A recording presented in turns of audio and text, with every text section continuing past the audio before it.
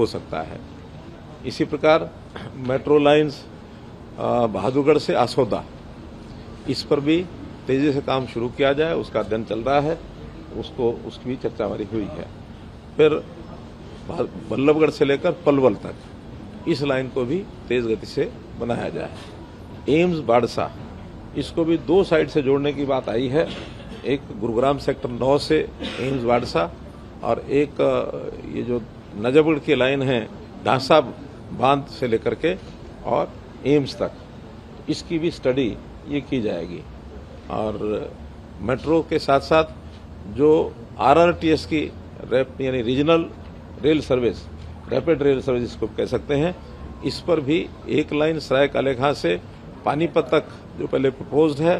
वो सैंक्शनड है, उसको करनाल तक बढ़ा करके और इसको आगे बढ़ाया जाए, इस पर भी हम लोगों ने सहमति दी है, इसका अध्ययन कराया जाएगा। साथ जो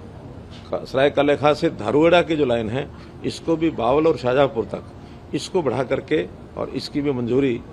सैद्धांतिक रूप से दे दी गई है, इसका अध्ययन करके इसको भी चालू किया जाएगा। एक घोषणा हमने की थी जब मैं स्वयं मुख्यमंत्री था, तो गुरुग्राम से और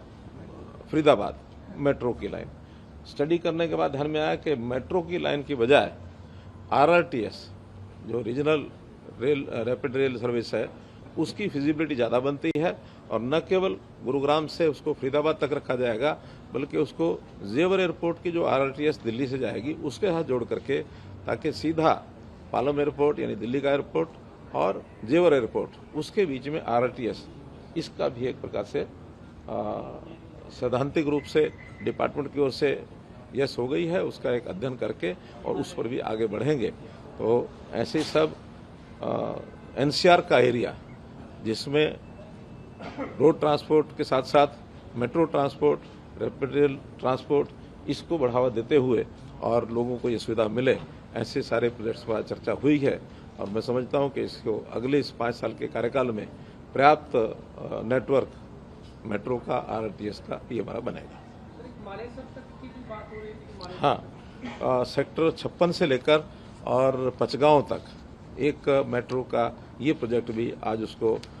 डिपार्टमेंट ने मंजूरी उसको देने के लिए इसलिए हमने हाँ कर दी है, क्योंकि उसमें हरियाणा के लोगों ने एक बड़ी जो घोषणा की है कि इस प्रोजेक्ट पर केंद्र की ओर से जो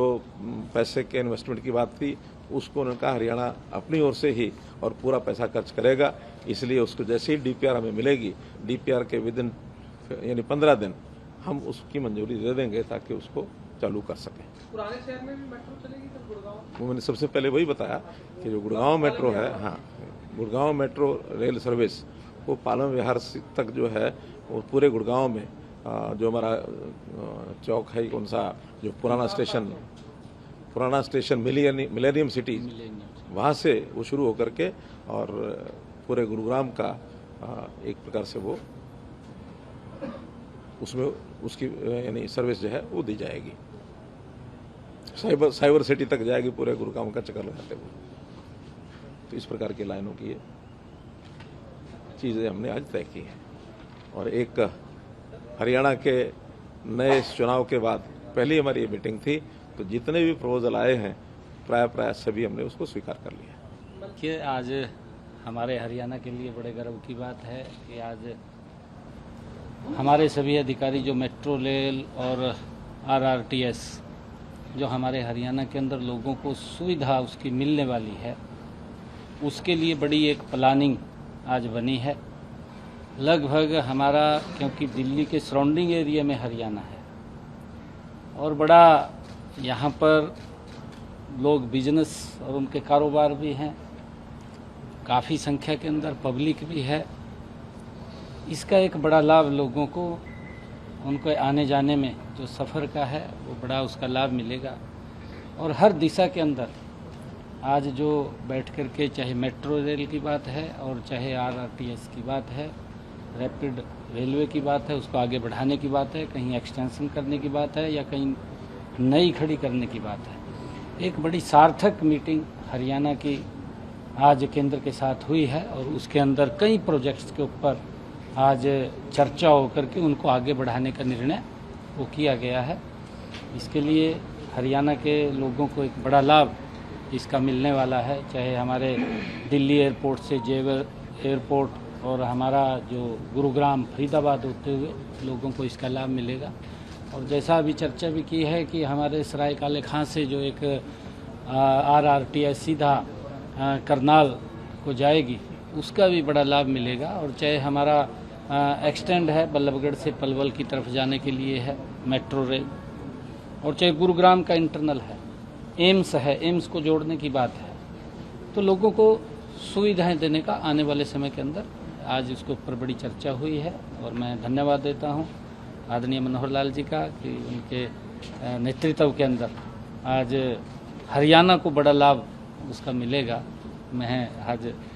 काफ़ी कई प्रोजेक्टों के ऊपर आज उसको लेकर के सार्थक चर्चा हुई है। लास्ट है सर, डबल इंजन की सरकार बार बार चुनाव में भी कही जाती है कि बहुत जरूरी है, तो लगता है आज के लिहाज से पहली बैठक में काफी हरियाणा में आज अगर आप देखते हैं डबल इंजन का ही कमाल है। आदरणीय मोदी जी के नेतृत्व के अंदर किस गति से हरियाणा आगे बढ़ेगा, ये डबल इंजन की सरकार का कमाल है। और जब डबल इंजन की सरकार होती है तो काम गति से होते हैं। जिस बात की हम लगातार चर्चा लोगों के बीच में करते थे और उसका लाभ आज मैं देखता हूं कि कई हजार करोड़ रुपए के जो ये प्रोजेक्ट्स हैं, आज चाहे वो मेट्रो के हैं और चाहे वो RRTS के हैं, रैपिड रेलवे के हैं, उसका एक लोगों को लाभ आने वाले समय के अंदर मिलेगा।